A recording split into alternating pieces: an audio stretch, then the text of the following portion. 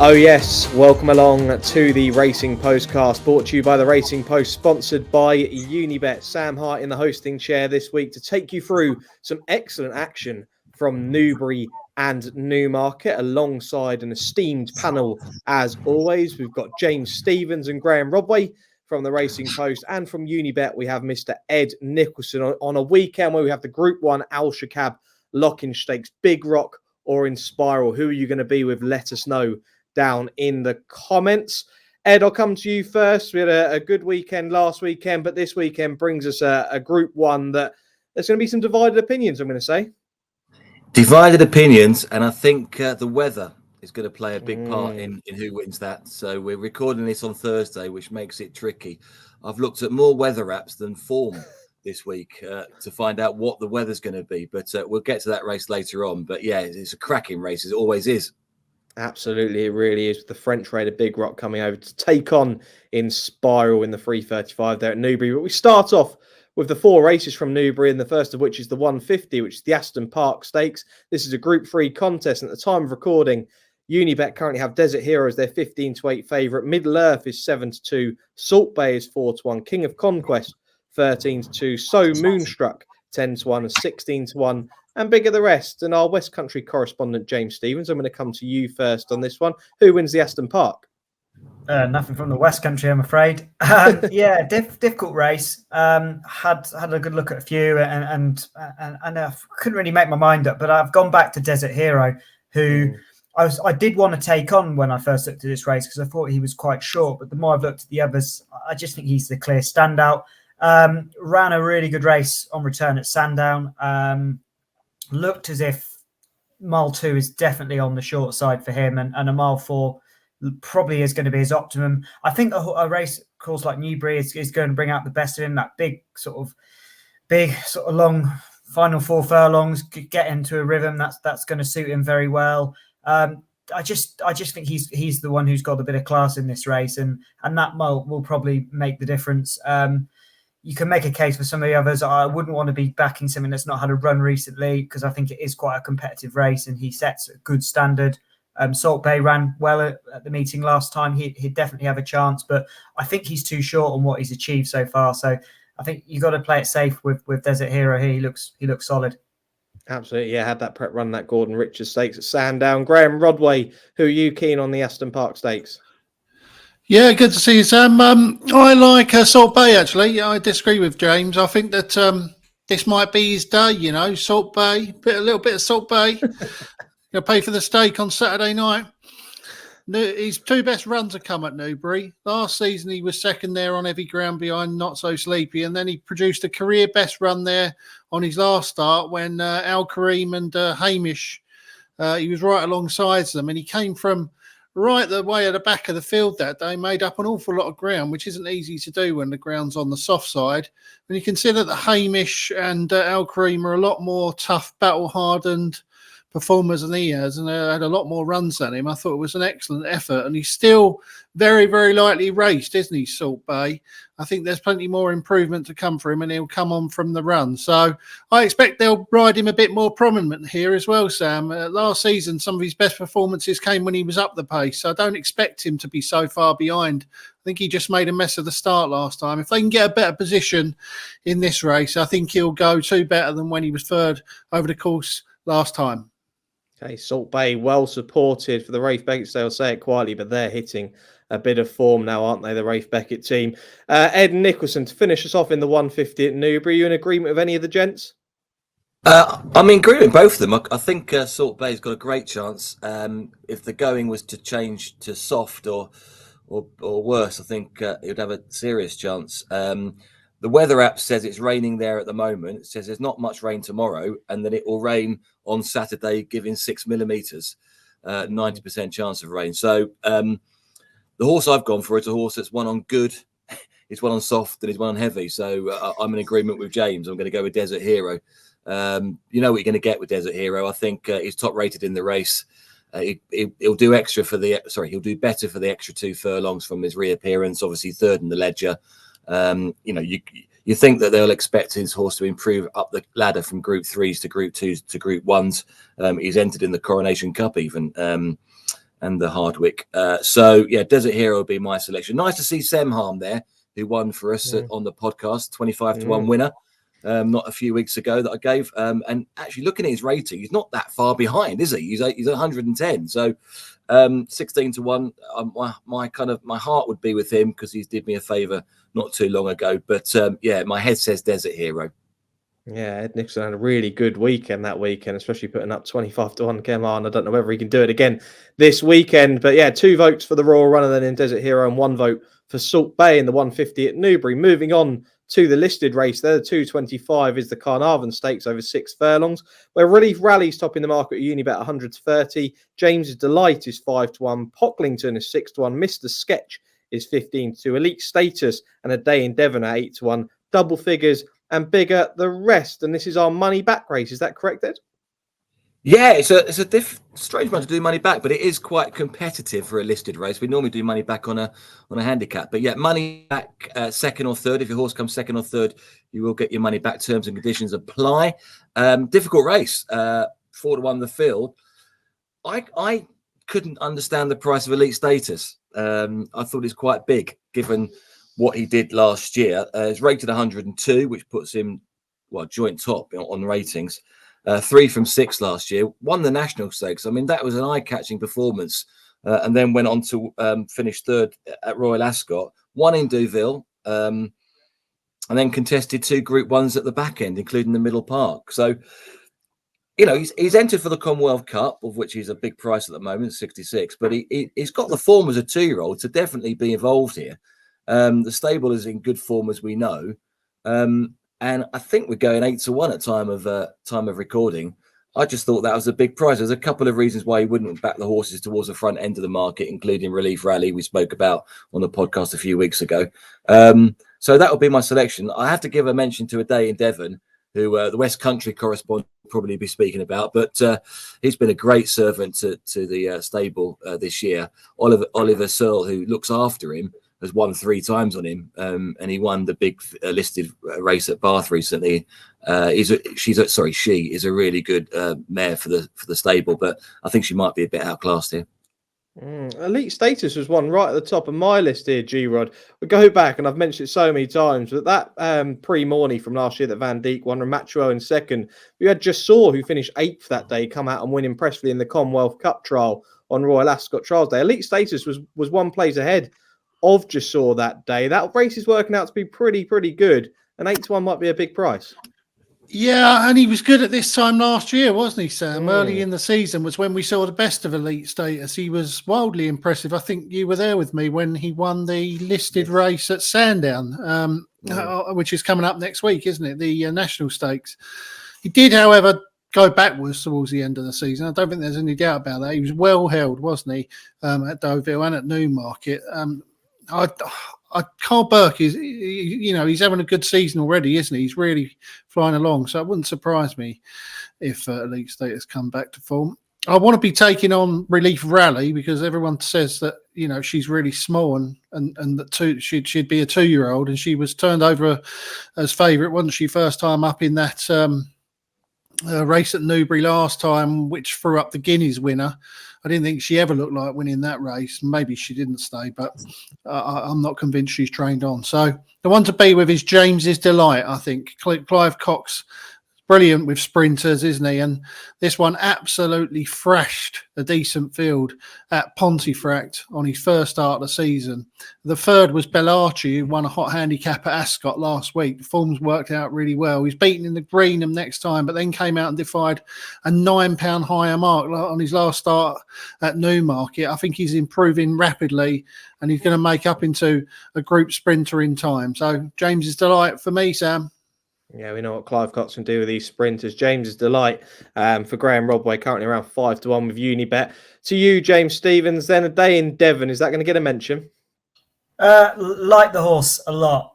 She is one of very few horses at this time of year which I get to tip in the Southwest, which is of listed or group quality. It's usually class 4s and 5s. So having one like that around is nice. And I think she's very consistent. She's got a good chance, and if the more rain, the better for her, because that will just only improve her chances.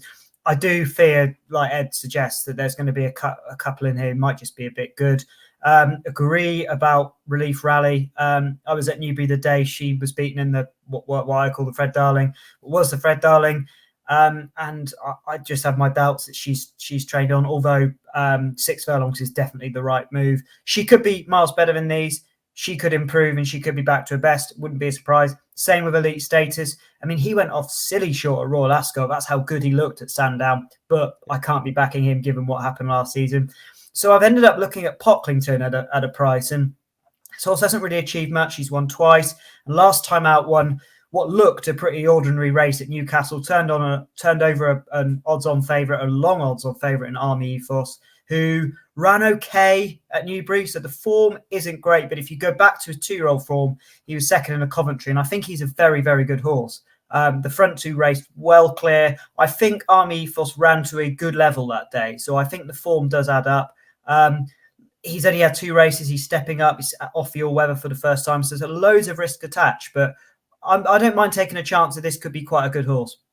Yeah, Pocklington, the only unbeaten runner in the field. An unbeaten runner. You never know how good they could turn out to be, especially going to the turf. So differing opinions in the Carnarvon Stakes. Let's see if we have differing opinions in the 3 o'clock at Newbury, which is the London Gold Cup Handicaps, the Heritage Handicap on the card. Class 2 event where Shanti is the 7-2 favourite for Aidan O'Brien and Ryan Moore. King's Gambit is 9-2. Goodwood Odyssey is 13-2. Fighter Command 8-1. Paneros, Bryony and Spirit of Aklan, they're 10-1. 12-1 and bigger the rest. And we've got extra places here. We must do, Ed Nicholson. We must. We do. Your wish is my command. Extra place in this race, Heritage Handicap. And there's a horse that stands out here to me, and that's Shanti. I was quite interested to look at Aidan O'Brien's record when he brings over horses to run in handicaps in the UK. Because we all know when he brings over listed group horses, and they do well, especially at certain times of the year. But he hasn't brought that many horses over for handicaps. If my records are correct, since 1997, he's brought 106 handicappers over and 9 have won. But if you take out Royal Ascot and you take out Ebor at York, he's only had 24 runners in handicaps in the UK, and he's won 4 of them. And he's 1 from 1 at Newbury, as far as my records indicate. And that was in this very race last year. Shanti looks a horse capable of much better, already entered for bigger races. I know that Aidan does enter all his horses for everything, but he's in the Group 1s, Irish Derby and the Coral Eclipse, interestingly enough. But he looks like a 1.5 mile horse to me, the way he runs. He's run 4 of his 5 races on heavy going, dotted up at Leopardstown last time on the heavy ground. I just think he looks capable of much better than his handicap mark at the moment, and I just was very interested that they've come over to the UK for this race at Newbury. Not a thing they normally do, and I think they've probably got Royal Ascot in mind. The winner of this race last year came 3rd at Royal Ascot, so which was Aidan O'Brien's. So yeah, there's a lot of positives for this horse. If the soft ground comes, and as we said, the rain is forecast, I can see this going with much, much shorter than the current 9-2, 4-1 that we're offering. And I think this could be a plunge horse if the rain comes. But even if the rain doesn't come, I'm hoping that he goes on the faster ground conditions.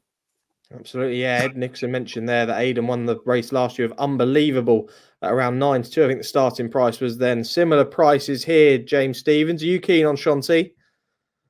Yeah, very much so. I love this race for a start. I mean, it's such a good race for pointing to the future, not just sort of the headline horses that go on to win group races, but you look in behind the different horses going different directions. It's a race which you can usually rely on is going to turn out to be pretty good. And you look at the runners, it's full of horses packed with potential. Shanti was the immediate one I looked at because so impressive last time, looked like a group horse in a handicap, which is exactly what you want for a race like this. And for all his maiden form wasn't particularly, from Aidan O'Brien Colt standard, it's not a complete standout. He'd been beaten a few times and sent off short price on one of those occasions. He improved a lot last time, and that was a massive step forward and looked very much capable of contesting a good handicap, perhaps even stepping up from that. So I've only looked back through the race, and I don't think any horse in there has really shown anything like the ability he's shown on that start. Ground, I think good to soft would actually be spot on for him. I know he's won on heavy, but I don't think by any stretch he needs it. So I think the ground that it's possibly good to softish perhaps. That's what I think it'll end up being. I think that'll be spot on. And also, I think Newbury is going to be perfect for him because he's quite a big horse, nice long stride. I think he will win on Saturday, and then I think he probably could go very close at one of the big handicaps at Royal Ascot. The only other one from an each way perspective, because I'm where I'm tipping a favourite, it's not the most exciting thing, is Bryony for Alan King. He's got some good form. He looks like an honest horse who tries hard. Could definitely see him running a good race and getting into the places. But I completely agree with Ed. Shanti will not go off at 9-2 or something like that. They're going to get stuck into him, I think. Okay, 2 votes for Shanti so far. And I mentioned for Bryony there, Jamie Spencer, another one in a handicap potentially for him, mentioned from James Stevens. So it's 2 good votes for Shanti, Graeme Rodway. Is this going to be this week's hat-trick horse? No, not for me, Sam. No. I would strongly fancy King's Gambit. You would talk about this being a good race and it throwing up good horses. Well, most of those good horses were trained by Roger Charlton, weren't they? Time Test won it in 2015. He went on to win Group 2. Charlton won it in 16 with Imperial Aviator. He won it with Headman in 2019. He was a Group 2 horse. And this King's Gambit has only had 1 entry all season, and this is it. He had William Buick booked on it on Monday. I don't think there's any doubt that Harry Charlton, Roger Charlton's son, has laid King's Gambit out for the race. And we know that he runs really good horses in it. And the form is there. I mean, he was second last time in the Hanson and Clark, or whatever they call it, over the course. Traditionally, always a strong race. He should have won it as well. I mean, he was beaten by Bracken's Laugh, who since has come out and won at Chelmsford and finished second in the D Stakes. So the form's good. But King's Gambit should have won it. I mean, he stayed on really strongly. He seemed inconvenienced by a loose horse who was in the race there. The third was Blue Lemons, who finished a close second in the Esher Cup. The form's rock solid, and he's going up 2 furlongs in trip. He's bred to improve for a longer distance. I think this will definitely win, Sam. King's Gambit. Okay, King's Gambit. Graeme Rodway very strong on that. So there's 2 votes for Shanti and 1 vote for King's Gambit in the London Gold Cup handicap there at Newbury. Let us know down in the comments, as always, who you fancy in the big handicap there at Newbury. But we now move on to the big one. The 3:35 at Newbury is the Group 1 Shaqab Lockinge Stakes. And the market currently looks like this with Unibet. They can't split them. Big Rock and Inspiral 2-1 at the top of the market. Charon 4-1. Poker Face is 6-1. Royal Scotsman 14-1. Flight Plan 25-1. Real World 25-1. High Royal 40-1. Audience and Witch Hunter are currently around 50-1. And Dear My Friend at 66-1. Now, there's only one place I can start here because I've got to start with Graeme Rodway. Because Big Rock, the last time we had a postcast, myself, you and Tom Park had a massive argument off air to who's going to nap this horse up in the QE2. We all had a massive argument. Tom Park had the honours. Spoiler alert, I'm probably going to try and steal it this week. But it's a hell of a race. Big Rock versus Inspiral. We were Big Rock once again, Graeme Rodway. I love Big Rock. It was one of my favourite races, if not the favourite race of the entire year last year. I happened to be away that day and I was watching it with the wife, and about half a mile out, maybe even 5 furlongs out, I started saying, this is one. They won't catch this is one. And sure enough, it was an absolutely ridiculous performance that Big Rock put in that day in the QE2.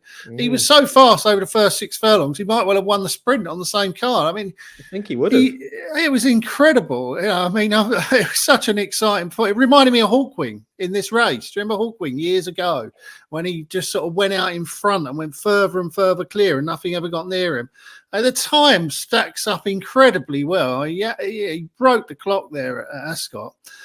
And if he runs to that level, they will not see which way he goes. However, that is a big if here, Sam, I think, because I don't think this is going to be his number one target by any stretch this season. He's trained by a new trainer called Maurizio Guarnieri, who I'm reliably told has been around forever, but I've never heard of him. So I don't know. I don't know what he's like at getting horses ready first time up after, 210 days off. That was a bit of a worry for me. If he was still with Christopher Head, I'd be a little bit more confident. I just got on the back of my mind here. it's such a hard race because I think that Big Rock definitely wins if he runs to his Ascot level, but I don't think he's going to be in that sort of form first time up with a long campaign to come. Similar comments you can argue about Inspiral, couldn't you?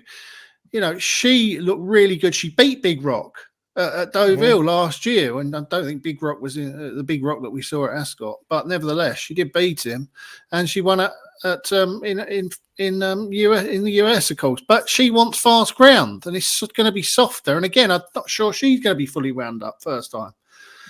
I can't have Charin. I don't think he's good enough, right? So I just wonder if Poker Face, this might be his day. I don't think that he's good enough to lace the boots of Big Rock on his, if Big Rock's at his best. But I don't think we're going to see Big Rock at his best. But Poker Face gave weight to Charin first time up, ran really well, maybe needed the run. I can see him going off just behind Big Rock, tracking him. And if Big Rock is short of fitness, I think Poker Face would be the one to pick him up. So I absolutely love Big Rock, Sam. I almost can't back against him, but here I just wonder if this is the day. So I'm going to back Poker Face. Okay, Poker Face with Graeme Rodway. I mean, in the lock-ins, just looking at the last 10 years, 7 of the last 10 winners have gone off 100 to 30 or shorter. So it does favour the ones at the top of the market and the class angle potentially. Ed Nicholson is going to be an offer in this race here for Unibet customers. But what do you make of this? Unibet's traders can't actually split the two at the top of the market. Which way do you think they'll go? I think it'll depend a lot on the going on the day. I was looking at the excellent Racing Post section and looking at the comments, and I noticed that John Gosden, after Sussex Stakes, where Inspiral finished last, he said, and I quote, "It is very obvious that Inspiral doesn't cope with this kind of ground." So if it does come up soft, I think the favourite will be Big Rock. I think the market will take that into effect. And yeah, I mean, my selection was Big Rock. I can't even begin to offer any more insight than we've just had from Graeme, which is excellent. So I think Big Rock would be the selection. I also agree with Graeme about Poker Face. He does, if there is a chink in either Big Rock or Inspiral's armour, then that's the one that will take advantage and has already been backed 9s into 6s in the early exchanges. So a lot of people thinking like Graeme, but yeah, I'm a Big Rock fan, and I just hope that he does it. What do you make of this bloke Maurizio Guarnieri? Would that put you off? I mean, I can't help but look at him and think, Maurizio Guarnieri, how many Group 1 winners has he had?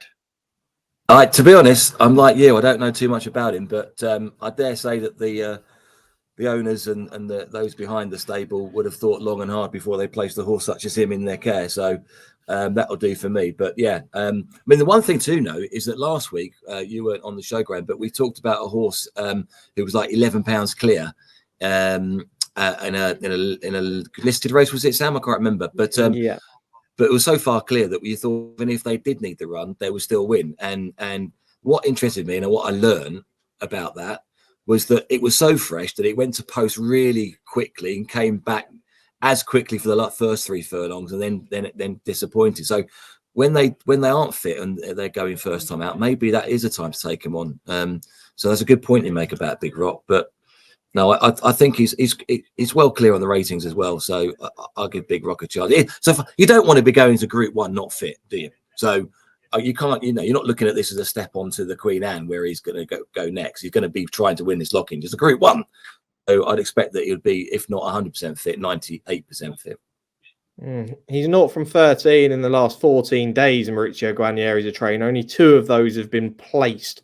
Obviously, looking at the horses that he's been running, this is a different class of runner, along with the fact that he has Blue Rose Sen as well, who was a multiple Group 1 winner last season. So they're different types of horses. Like I think he said earlier in the week in the Racing Post that he's still getting to learn Big Rock and learn bits about him. But Big Rock, he just has so much class.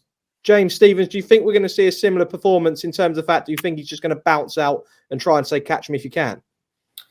I think that would have to be the way to go because it was so effective last time. And that was by far and away his best performance. So they're probably going to think about it, but maybe not as aggressively. I mean, when it's your last run of the season, you're in a big Group 1 at Ascot, you can sort of throw everything out the window and go for it. And maybe that's not the best thing to do a month before the Queen Anne.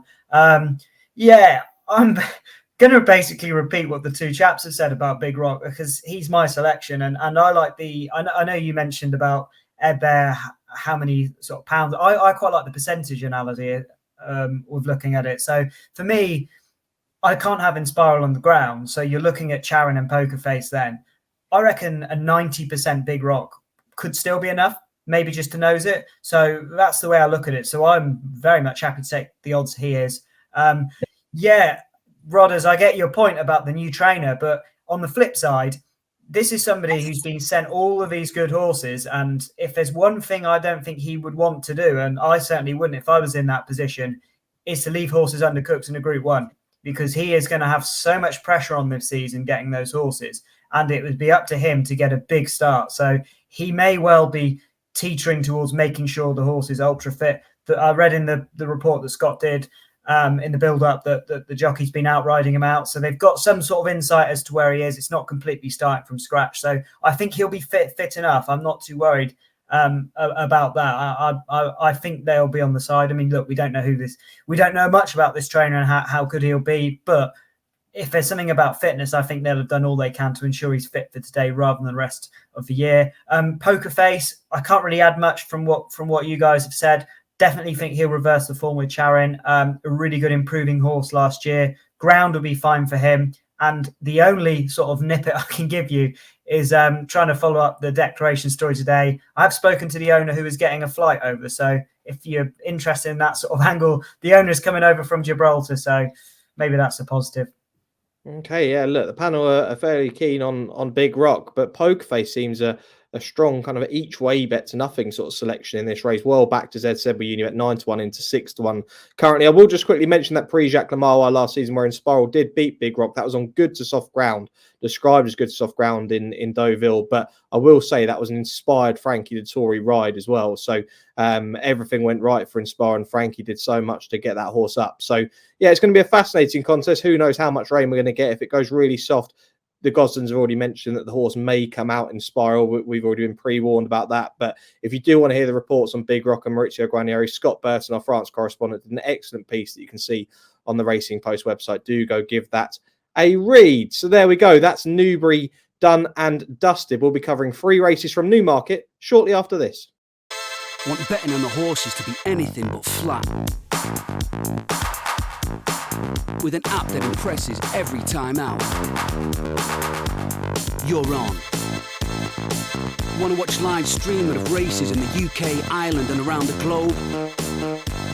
And get a chance to win even bigger with 3 Uniboosts every day on any horses you want. Unibet. You're on. Welcome back to part 2 of this week's Racing Postcast, brought to you by the Racing Post, sponsored by Unibet. Sam Hart, James Stephens, Graeme Rodway and Unibet's Ed Nicholson taking you through the weekend action. We take a trip to Newmarket for 3 handicaps there on the ITV Racing card, and the first of which is the 205, which is a handicap over 7 furlongs, a Class 3 event, which sees Gressington as the 3-1 favourite. So Logical 4-1, Dashing Darcy 9-2, Misinformation is also 9-2, Serene Seraph is 11-2, Love Billy Boy 13-2, and the outside the lot is Venture Capital at 25-1. And to you first here, James Stephens. Yeah, tough race this one, but I think Serene Seraph was the one for me at the top of the weights. I think this horse is basically on the cusp of being a group horse and really good, sort of really impressive visually when you watch her races back last season.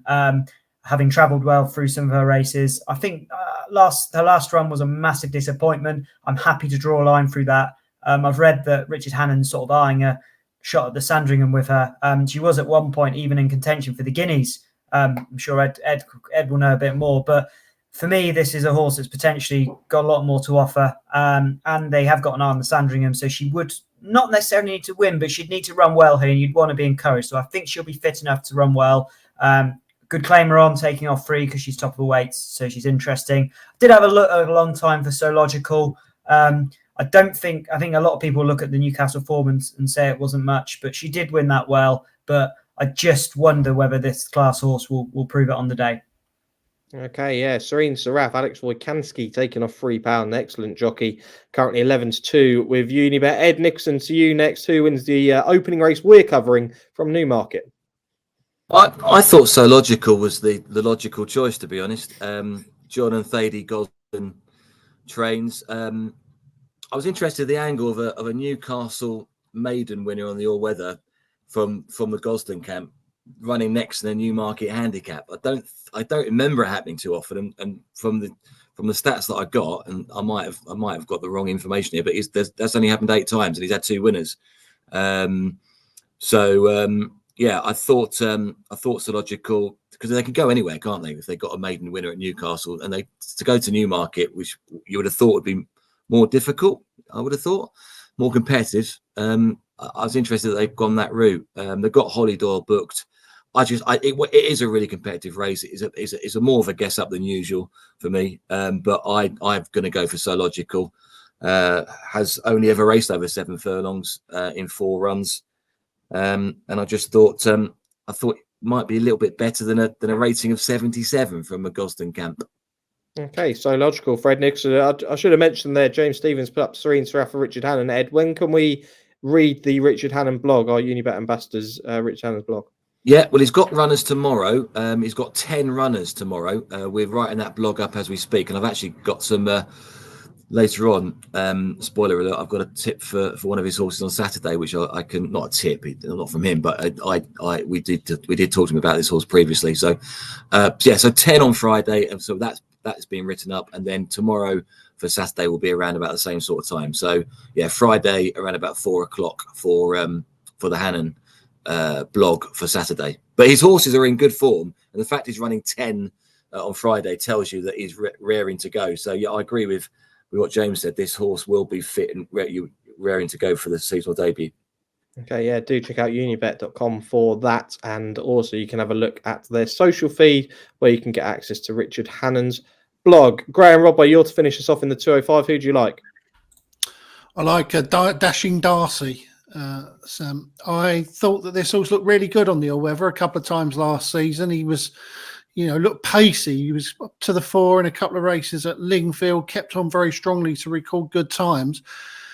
I'm not sure what's happened this season on turf. It's like he's seen the green stuff and he's gone, I'll have to start slowly every time on this surface, because last season on the all-weather, he was sharp from the gates and looked a real speedy type. This season he keeps making a mess of the start, so yeah, instead of being right on the pace, he ends up at the back, but he still ran 2 really good races despite making a mess of the start on both outings. And last time at Chester, if he had got a better break, he might well have given the winner something to think about, because he was in an impossible position around there. You know what it's like around Chester when you missed a break, and he kept on quite nicely.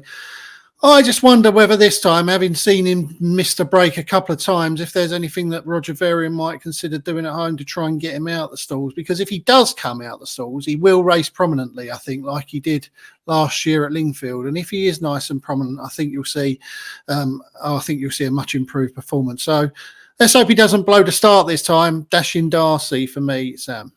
Okay, 3 different selections in there in the 205 from Newmarket. Let's see if we have differing selections in the 240. This is a handicap, another 7 furlong handicap, a class 2 event with Divine Libra is 130, Quinault and Gorak 13-2, Koi 7-1, Desert Cop is 17-2, Rainbow Fire 9-1, and double figures the rest of the field. Let's start with Quinault, Graeme Rodway. 7 wins from 9 last season. Started the season with a mark of 59, now rated 102. It's going to be a much more difficult task to put, 6 on the bounce last season?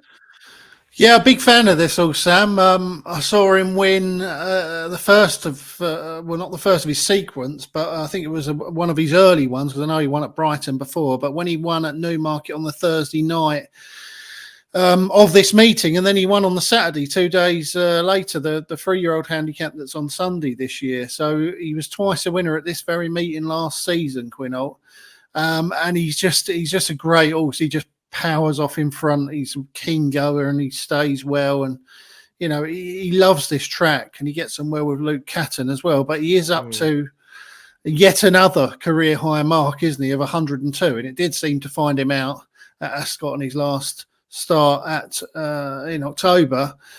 However, I don't put anything past this horse. I kept saying last season that he's going up and up in the weights, and handicap will catch up with him, and he didn't really. So he could easily go well, Quinault. I'm keeping an eye on St. Lawrence. I don't think he'll win this weekend, but he's getting nicely handicapped for the Wokingham, isn't he? I mean, last year he won the Wokingham off a mark of 100. He was 109 at the end of last season, 108, 107, 105. If he gets beat here, 103, maybe 102, could be getting close to that Wokingham mark from which he won last season. Archie Watson's got a great record in sprints at Royal Ascot. So I've definitely got St. Lawrence on my radar for repeating that Wokingham. Anyway, the one that I think might win this race is Gorak, who showed loads of pace last time out over course and distance. It was a really good time that day, and Gorak was responsible for setting the gallop. He probably went a little bit too fast. But as usual with races that are running in good times and strongly run races, the forms worked out well. The runner-up Percy's Lad won nicely at Chester last week, was really heavily backed and blasted off in front and never looked like getting caught. I think if Gorak can get a slightly easier time on the lead here, he could be dangerous. I mean, he's another one who's steadily come down the weights. He was 105 at this time last year. He's now 95. It's a matter of time before he takes advantage. He'll be blasting off in front, and I hope he stays there. Gorak for me, Sam. Okay, Gorak, yeah, big 7 furlong handicap this weekend. Charlie Fellows took out the Victoria Cup last weekend with the Wizard of Eye, another 7 furlong handicap. So, yeah, it's going to be Gorak for Graeme Rodway at 13-2. I'm so glad that you mentioned St. Lawrence, G-Rod, because I've got 3 horses on my list for Ascot, and St. Lawrence is one that I'm on heavy watch for the Wokingham. So it looks like we're going to be following that one into middle of June. So we'll wait for that. Ed Nicholson, what have we got here? Any offers? Yeah, we've got an extra place you would expect for such a competitive handicap. And I'm going to take a chance with a 10-year-old, Summergand. Graham's already mentioned that there's going to be a fast pace. There will be. We all know that Summergand loves fast-paced, big handicaps. The one worry I've got is it's 7 furlongs. And, I mean, there must be a reason why he's not raced over 7 furlongs that often. I make it twice in a 95-race career that he's run over 7 furlongs. If you didn't know the horse and you saw the way it ran, you'd have run it over 7 furlongs by now, wouldn't you?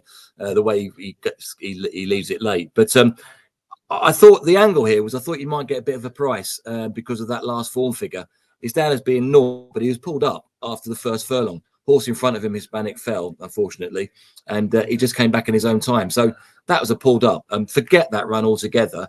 And he's got a good record at Newmarket, both on the July course and the Rowley course. I mean, he's run badly there as well, but he has won once the Abernant, actually, and Group 3. And he's also come third 3 times on the Rowley Mile.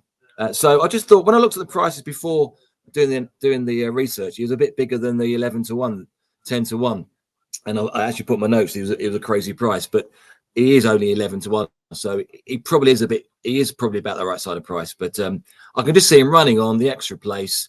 Hopefully, he lasts the 7th furlong, and the old 10-year-old who I do love. He won the Unibet Stewards Cup when we sponsored that race.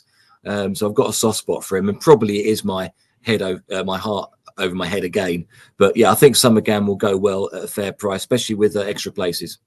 Okay, yeah, extra places there with Unibet. You can go to unibet.co.uk to find out all the terms and conditions there. But Summergand, yeah, there's not going to be a week where you probably don't tip him. He seems to run every big Saturday. So yeah, and I tell you also what I should have said is that he goes on any ground. At the moment, it's good to firm at Newmarket, and he's won on good to firm. He won the Abernant on good to firm, so that was 2021. But he goes on all sorts of ground, so at least you've got that in your pocket. Yeah, exactly. He did run on Wednesday, obviously at the Dante meeting. He was involved in that fatal injury to Hispanic, thoughts with connections there. But yeah, Summergand taking his chance again on Saturday. James Stevens, to you for the final selection in the 240. Yeah, not a race of particularly strong opinion of. I agree. I think the most likely winner is Gorak here. Ran really well, as G-Rod said last time. He also sort of raced on his own a bit, which can't always be easy at Newmarket. So that was one of the angles I had for him, and the yard of flying, so definitely a chance. One I'm looking forward to for the future, and I'm going to put in as a big each way roll of the dice here, is Make Me King, who hasn't run in Britain before and was last seen finishing fourth in a Group 2 at Meydan. He's pretty consistent if you go through some of his French form with Andre Fabre, and ground-wise wouldn't be a problem if it's fast, wouldn't be a problem if it was slower, so he's open for that. And I think 7 furlongs might just about be his optimum distance. He looked like he was going to win the Qatar Derby, which not quite sure on how strong the form is, but nevertheless, he was traveling really well in it and then just tired. That's over 10 furlongs. This is over 7. He's got ability, this horse. I wonder what the sort of plan is with him and how ready he'll be for a race worth 15 grand. But he's clearly got ability, and I think as an each way shot, he wouldn't be the worst bet this weekend. Okay, there we go. So there's 2 votes for Gorak. We've got 1 vote for Summergan, but 2 horses to definitely keep an eye on, and Make Me King and St. Lawrence. Do keep an eye on both of those at big prices. Let's move on to the final race we cover on this week's show, the 3:15 at Newmarket. This is another Class 3 handicap. This time we're over a mile, where Hopeful tops the market for the Balding Stable at 130. Castle City 5-1, Alto 6-1, Great Blasket 6-1, He's a Gentleman is 17-2, Repertoire and Zosimus 10-1 and 14-1 bar these. I'll start with you here, James Stevens. Back to you. Finish us off with a winner. Yeah, I want to take on the favourite here because I felt everything went right for him last time and he still wasn't able to win. Some of the others I've got my doubts about. So I've ended up on Zosimus, who, I mean, he is not won for a long, long time. His record is 1 win from 34. So he's not the most reliable, but he has kept on running well. His best form's at Newmarket. He runs really well at the track. He was 3rd at the Guineas meeting last time. Really good run. Then he went to Haydock last weekend. Didn't start particularly well and still finished 4th, running on strongly. I think this is about what he wants, a mile at Newmarket. It's coming out in quick succession, but he has run well after a little break, after a few day break in the past. So yeah, Zosimus, I think, is a really good each way bet here. Yeah, I quite like Zosimus in here as well. I remember when he was trained by Donnachar O'Brien, finished at a huge price in the Cambridgeshire handicap, 100-1 for Donnachar O'Brien here in the Cambridgeshire. So definitely has the ability, just hasn't quite shown it yet for the Armara stable, but could becoming very well handicapped. Graeme Rodway, for you, who's going to win the 3:15? He's a Gentleman is the one that I like, Sam. This one ran a mighty race at Chester 10 days ago. You draw them right on the wide outside, and, you know, they had to do that thing where they blast them out the stalls and then try and cut across, and he didn't get across, and he ended up 2 or 3 wide the whole way round, and he come 3 wide off the home bend and right down the centre of the track. He looked like he was going to win, and then he was cut down late by, I think it was William Buick was on the winner. I thought that it was an incredible effort, really, considering how much ground he covered that day. He's going up to a mile here. That might bring a bit more improvement. And he seems to be going forward nicely. He handles fast ground as well, which, by the looks of it, and I hope the weather forecast is right, Sam, it looks like it will be fast ground at Newmarket. It's good to firm at the moment. Hardly any rain forecast, and I'll definitely be up there maybe 1 or 2 days this weekend. So I'm hoping for some sun. Yeah, well, I hope so. I hope for some good weather. I mean, in some ways, to get some soft ground for Big Rock, I hope there's a bit of rain, but we'll wait and see. You're going to finish us off this week on the ITV races, Ed Nicholson. You're going to give us a winner to finish. I hope so. I really fancy Castle City. Richard Hannon, he was the horse I alluded to earlier on. Richard likes this horse, thinks he's still well treated, and he takes his racing well, is what he said to us about this horse previously. And in fact, what is interesting, and I haven't got any data on this, but he was sold at Goff's hit sales at Doncaster last year, but it's been kept in the stable. I imagine if you keep a horse in the stable but you change owners, it's probably a good sign, I would have thought. So Castle City hasn't gone to any old trainer either, any owner either. It's gone to a big owner. So I think he's probably got a good race in him. Rated 80 at the moment. I was at Bath last time that this horse ran and won. The race that he won was the first race that was then described as soft. Before that, it was faster ground. So it may add that to your calculations, but he has won on firm as well. He won his 6th furlong race at Salisbury on firm when he travelled really well. I think that he's well handicapped. I think that he's improving. Obviously, those two statements mean the same. And Alex Volkansky takes £3 off, which means he's running off the same handicap mark as he did last time. And he stayed on last time. He didn't look like he was going to catch the leader. The leader drifted, and he might not have won if the leader didn't drift, but they finished well clear of the third in the style of a good horse. I really fancy Castle City. I think he needs a fast pace, but he'll get it. And I think he's a good price. Okay, 1 vote for Castle City, 1 vote for He's a Gentleman, and 1 vote for Zosimus. But yeah, Castle City, remember that Richard Hannon blog. You can check that out on Unibet's socials and website. That'll be up tomorrow for his Saturday's runners, so do look out for that. So that's it for the ITV action. We'll be back shortly after this Members Club offer with our other selections and our best bets for the weekend. Get 50% off your first 3 months in the Racing Post Members Club. As a member, you get access to the digital newspaper exclusively available to members the night before. You'll get daily tips on the likes of Pricewise Tom Siegel, Robbie Wilders and Paul Keeley. Enjoy award-winning journalism from the industry's best writers and watch replays from all British and Irish racing now available within the Racing Post app. Subscribe today and get 50% off your first 3 months membership. So here we are, the final part of the Racing Postcast, the bit where we bring you any other selections and our best bets. But we start off with our other selections for this weekend. James Stephens, I'll come to you. What else have we got away from the ITV action? So, where to go? Well, I'm going to start at Newbury with a flat action. I'm going to Newbury on Saturday. Looking forward to that. Always one of a good day's racing. And in particular, the 10 furlong, the Mile 2 Fillies Trial Stakes is always a very, very good race to watch. Just some of the winners here in front of me. Sea of Class, Nashwa, Ashada, Warm Heart. It's always a really, really good race. And I think Saturday's race is going to be particularly good. You've got 3 horses in there.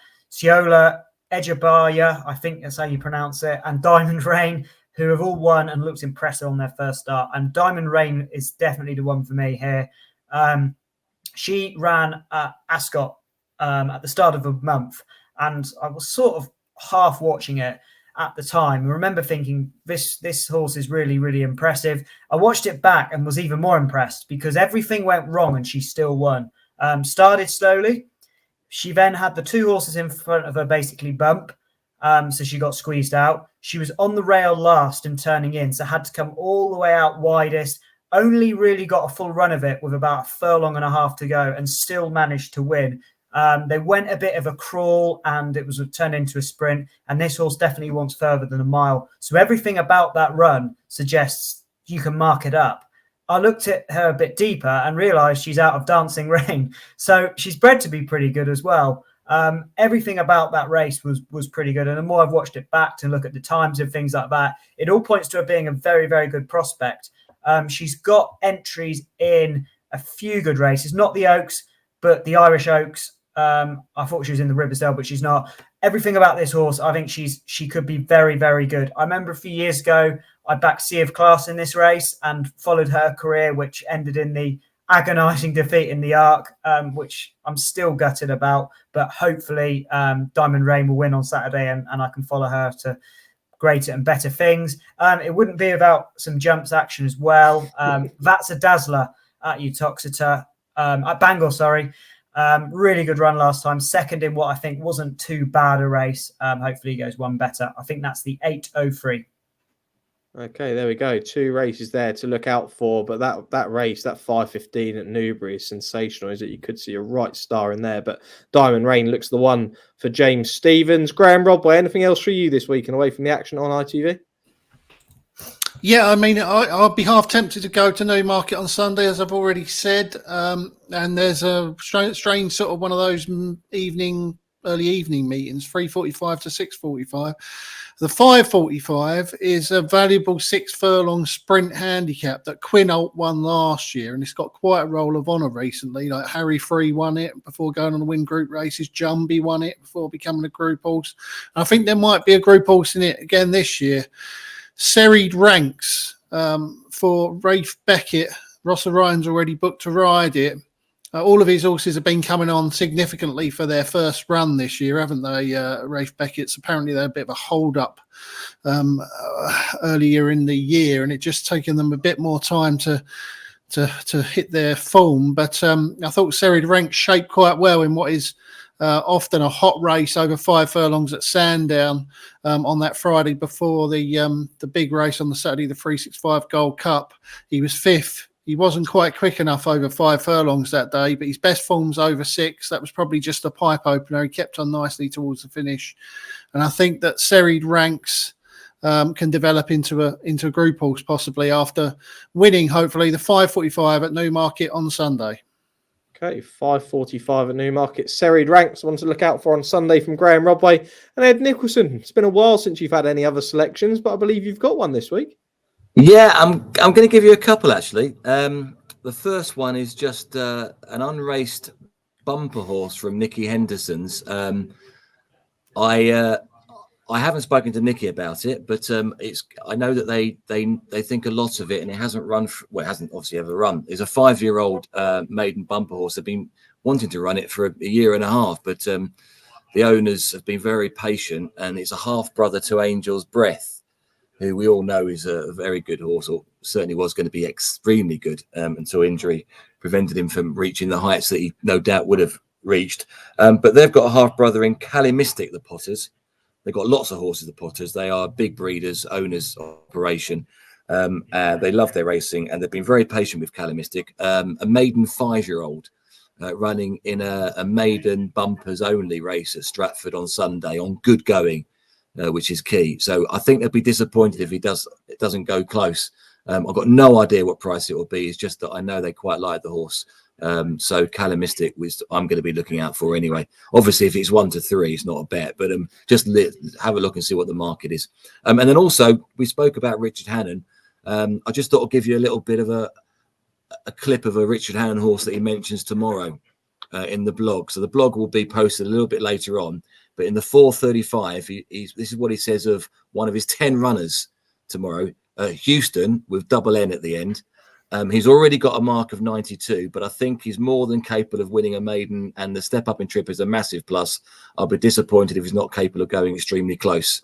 So that's Houston, owned by a certain Johnny De La Haye, who doesn't have too many flat horses. He had one at Bath yesterday, actually. He was there at Bath to see his horse come third. But he's having a few flat horses this year.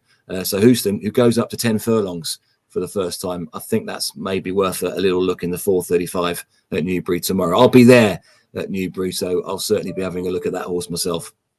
Okay, there you go. A couple from Ed Nicholson. Houston won the 4:35 there at Newbury, and then one on Sunday at Stratford. It's in the 4:35. Calimistic is another one for Nicky Henson and Nico de Boinville. There we go. So other selections all done. Time for the best bets this week, and then let's see who the panel really fancy going into the ITV card. I'll have to kick things off. I've given the spoiler earlier on in the show, but I'm going to be napping up Big Rock at 2-1 with Unibet in the Lockinge Stakes. Like we said, look, he's a monster of a horse. I think he has all the ability. The ground could come in his favour.